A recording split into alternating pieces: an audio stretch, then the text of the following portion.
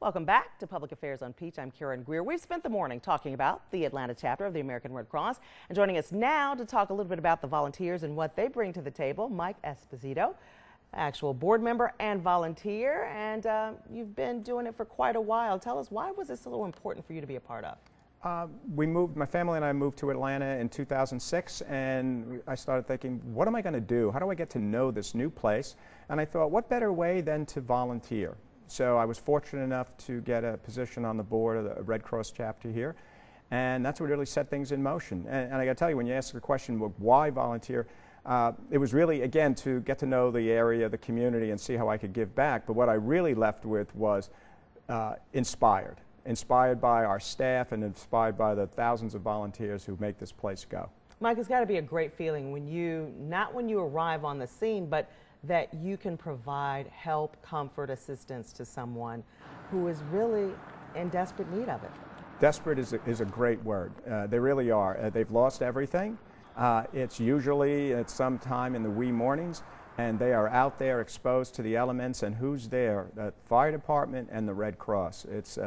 They're really like guardian angels. We're looking at some of the flooding issues. That's times that you guys have helped come out. You can see some of the video that we're showing now.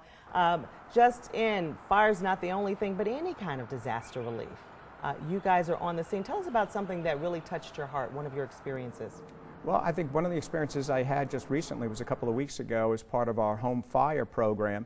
Novella sponsored a team of employees go in a neighborhood which was prone to fires, and we went door to door. We had a team captain. You go door to door with your fellow coworkers, the fire department, and you go door to doors and you introduce yourselves and say, we are here to help. And right away you think, whoa, but you're there with your Red Cross regalia.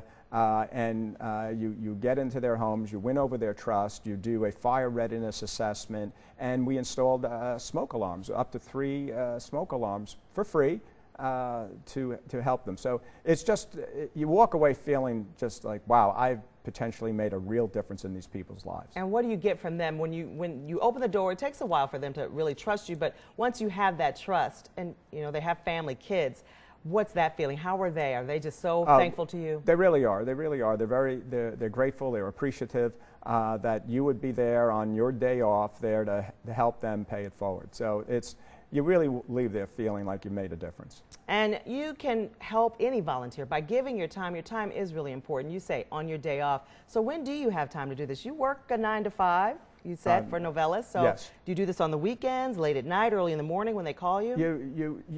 The people you will find who support the Red Cross and probably many other nonprofits is you make it a priority. So you figure it out. You make it a priority in your work day, at night, on the weekends, and you just make it happen.